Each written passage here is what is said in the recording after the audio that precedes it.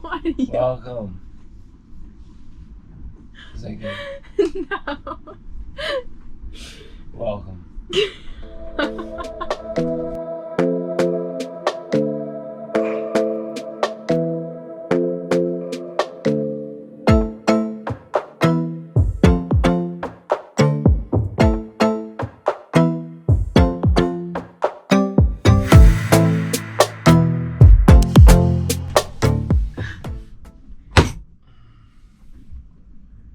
I had too much breakfast. I'm too tired.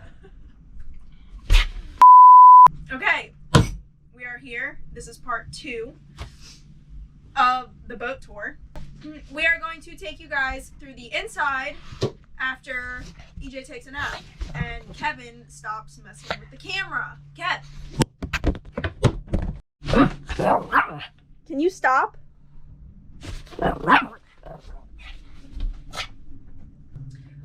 So this is our front door, and to our right, we have our refrigerator. It's nice. It keeps our food cold. Is it nice? It's pretty nice, yeah. It keeps our food cold. What does it do? It does keep our food cold. That's it. Okay. You want to tell them what that is? That's a fridge. Psych. It's a log desk.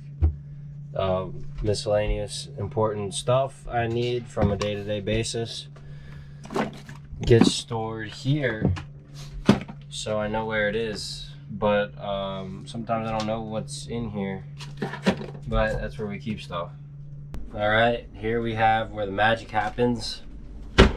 Our trusty water maker turns salt water into fresh water, and it's very nice because it runs on 12 volts DC, so I can run it during sunlight hours with the solar panels charging the batteries, and it only draws 9 to 10 amps and makes 8 gallons of water an hour, which is really efficient and perfect size for this boat because we only hold 40 gallons of water, and that's all we need. This is our nav station. We navigate from this station here. Is that what it's for? No, it's a freaking panel of electronics. AC panel, DC panel, inverter, bilge pump, battery voltage indicator, solar charge controller, starting battery voltage indicator, engine controls. And EJ put all of it in by himself. With the help of YouTube. Yes. Brothers. Thank you, YouTube. This is one cabinet. Well, I'll just show you both. We just got all of our Plates, random stuff, food huggers, Tupperware. Yeah, important things over here. It's a mess. It's okay. And then behind me is our fruit basket, which is currently sad. We're running out of supplies. We gotta get to the store. Scurvy is in our future. Yeah, possibly. Up here is our pantry, and we got a bunch of stuff. Looks good. This is like oils and vinegars, coffee things, morning time things. This is like bulk storage, a bunch of different stuff, cooking wines. I don't know. Stoker. Marissa's favorite part in the entire boat is right in front of this freaking awesome stove. Yeah, this is our stove. I do like it here. I like to make really good food here. Told you. It's gas. Works well. The well, it's a stove top. The actual oven kind of sucks, actually. It is also gas, and we had to put this pizza stone in here because the bottom of everything burns. And it's really annoying. Down below, we have our pots and pans. It's a mess, yet again, but it's okay. Here we have our settee, tools in here, more tools in here, and more tools in there. Day-to-day tools that I use regularly for stuff that needs to be fixed. Stores under here. Marissa sewed these nice cushions to go on top. Very comfortable than they used to be. That's a bed. That's where my bed is. I sleep there Never. from time to time, and it's very comfortable. I don't know what kind of mattresses these are. We got them on Amazon. I think they're eco-friendly. They are. and they're pretty nice. Full-size bed. Pug thinks he owns it and stinks it up, and that's pretty much it. Closet back there with all my junk that I use. Do you stink up your dad's bed? Huh? Do you? This is the, what is this? The guest bed? This is the port side. My bed's over there. You go right across, bang. Guest bed right here. Yeah, this is the guest bed. Just like a sleepover. Back here is more storage. And a water maker. Identical to the starboard side. Pretty much. Yep. This is where you can find us on a day-to-day basis. This is where I eat breakfast, lunch, and dinner every single day, unless sailing, then I'm outside. Yes. That's his side. This is my side. My side's bigger. His side is a little bigger because, why? Because this peninsula here, it wasn't here before. So we took a little bit off this seat and I'm smaller, so I fit very nicely. Okay, so the freezer is right under here. You take all this stuff off. Flip this bad boy up. Voila, freezer. It is an Alpi-Cool C40. Got it on Amazon. 40 liters of storage. I don't remember. And yeah, that's our freezer. It draws, right now we only have it set at 16 degrees Fahrenheit. We can't really get it any colder. It seems that's the happy spot. If we set it any colder, then it just doesn't get any colder and just draws more energy. But it draws about 4 amps, I want to say, on average. And yeah, that's the small freezer space we have. Open sesame. Hey. So this is the head for the bathroom, as most people know it. It's pretty small, but you know, we get the job done in here. Wonderful. This is our composting head. Okay, our composting toilet works by keeping the solids and liquids separate in 2 separate containers. The solids go in this bucket looking thing, and it's mixed with peat moss, and there's this turn handle that you crank after you use it. There's also this little trap door thing you open when you're going to use it as well. And also, there's this vent here, so air pulls in through there, and then there's a hose out the back that goes up through here and out, and there's a little computer fan thing that pulls air through, so it's always pulling fresh air through to dry it out, and that helps with the smell and to dry out the solid mixture as you churn it. And then when it's pretty much like full, or it's time to change it, it really just like looks like fertilizer. Like, why are you zooming? Why are you getting closer?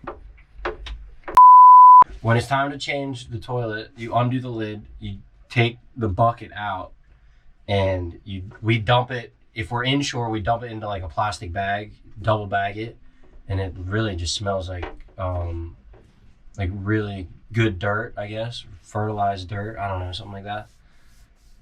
What? It smells like good dirt. Good dirt. Yeah, you know what I mean. You smell good dirt. What is good dirt? Like if you're gonna plant, like if you're gonna farm with it. Okay. When we're offshore, we take the lid off, we undo the bucket part of the toilet outside and just dump it overboard when we're more than 3 miles offshore, and it's just like dirt or fertilizer or whatever, and dump it overboard. It's really simple.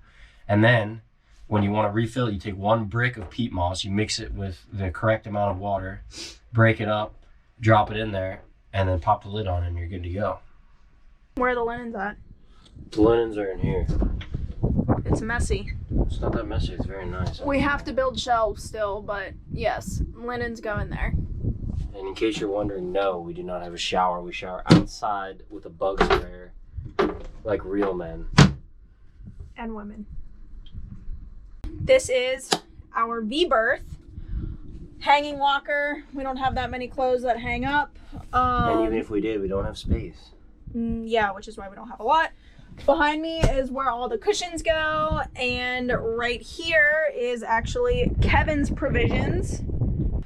We have been living on La Cruz for about 1 year now. things are a little bit more difficult on a boat and in such a small space, but it's pretty worth it. Definitely worth it. Definitely harder than land.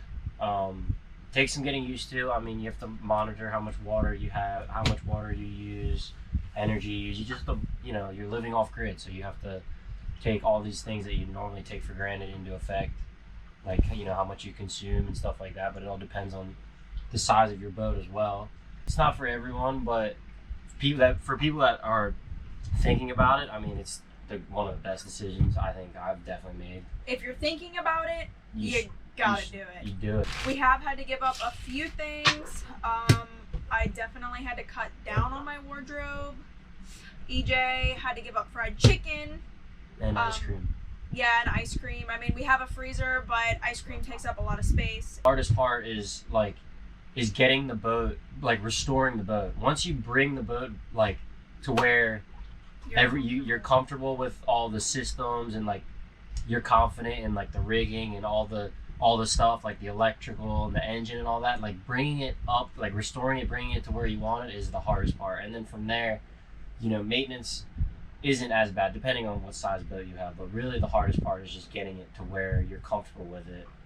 And but a boat like this, that was the biggest part for us, is doing the electrical. Once we got the electrical all squared away, and I knew almost the boat electrically, the back of my hand, I had way more confidence in it. And we're still not at 100%, but we're at 90%. We first got the boat in November-ish, and we spent a few months fixing her up. None of this was here. This table wasn't here. We had it stripped down completely bare. EJ and I have never done any kind of, I guess, remodeling. But we did all the carpentry. I did all the sewing. EJ learned all the electric. So every wire that's been on this boat, he did. Yeah, all with the help of YouTube. I mean, nowadays with the internet and YouTube, you can learn anything online, and that really helped us, just push us into doing it. Because I've always wanted to do this, as long as I can remember, and it's just being able to restore a boat. I never thought I could until I really started watching all these videos, and I was like, wow. It's really not that hard if you have the willingness to learn and really want to do it. It's really not that hard. It's not going to be professional work, but at least that you're doing it to the best of your abilities, and that a lot of times is better than someone you're going to pay to do it. And also you're going to save a ton of money, and it builds character along the way as well. I wouldn't have it any other way, and we love it so far. We live on the boat for over a year now and haven't looked back, so definitely worth it.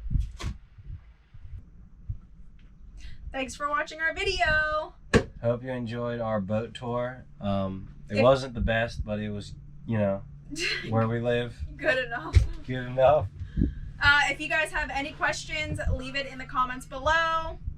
I don't know what we covered or what we did not cover, so let us know. Just start talking. Please start talking. Just start talking. That's the only time I've ever heard you say that. Just start talking. This is where we eat breakfast, lunch, and dinner every single day. Unless we're sailing, then I eat it out there. No, okay, wait, hold on. It's sideways. Move, pug. Our composting toilet works by separating the solids from the liquids. There's a trap door you open if you're gonna go number 2. You aim